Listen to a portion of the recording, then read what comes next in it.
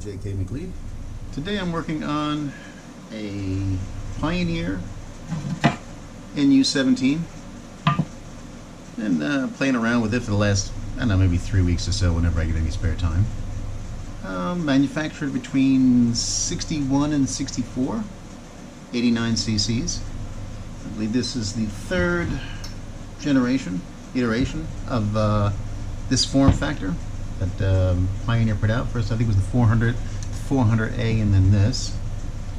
Got it. I mean, it was pretty dirty. I think I did more cleaning than fixing.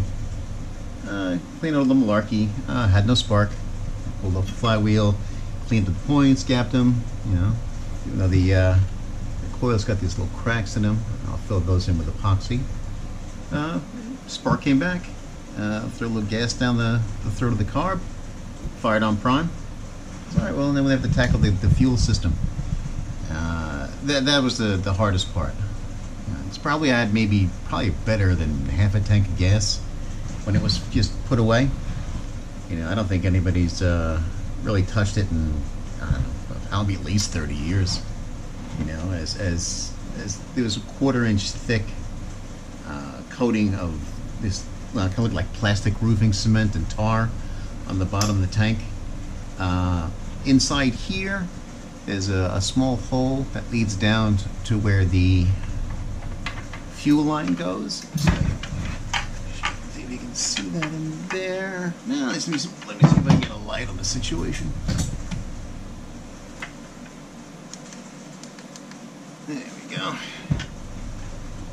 And you can see right there. Little fitting comes down. There's the fuel line right below it.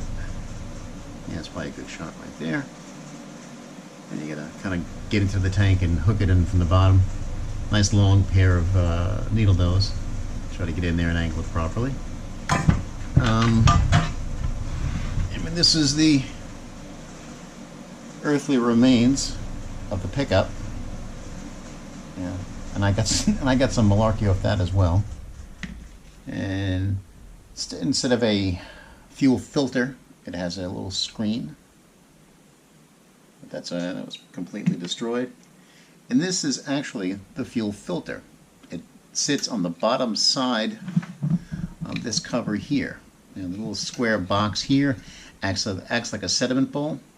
So it comes up through a little hole, fills up the sediment bowl, pulls up through the filter, which is mounted on the bottom side of this plastic cover, and then pulls up through here and into the carb. That hole was completely clogged with I guess dried up gas and varnish and whatever. These two hoses were, see the way they're touching here, they were practically welded together. Everything was all mushy, and the turret itself was clogged. But thankfully the carb, I guess because of the angle that it's in, all the innards were pretty good. There was a little bit of varnish on the inside of the bowl, but nothing spectacular. Pulled it off, rebuilt it. RK88 is the rebuild kit. An HL is an HL is an HL. And we're at that point now. I put, clean out the tank. Took like 2-3 times, and degreaser, and I got it most of the way. And I put a fuel filter on the end of that fuel line that goes into the tank. So now it's double filtered. Left to do now is, I guess, put the rest of it back. I mean, the oiler works, thankfully. Now let's put this cover back on, bolt that in, bolt the handle in, put the kill switch wire back where it's supposed to be, fill it up with fuel, and see what we get. Hopefully, if I sealed this up properly, I had to make a gasket for it. They should pull the fuel in here, and we should be off to the races. But once you get the dirt off, it's in pretty good shape. Get the handle together. Let's see if we can make a run out of this. I know that the piston is pretty, this pretty pristine. There's hardly any wear on it, no carbon scoring. So that was pretty good. So hopefully I'll be able to resurrect this gal. Let me get the rest of it back together.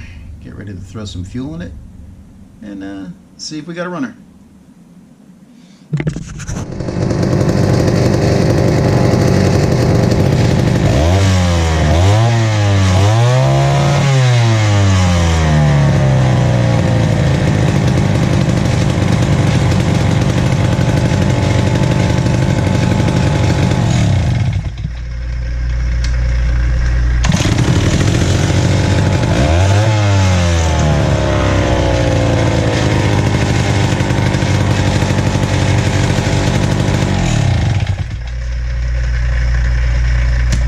She's up. She's good. Actually sounds pretty darn good. Yep. Let it cool down. Finish putting it all together.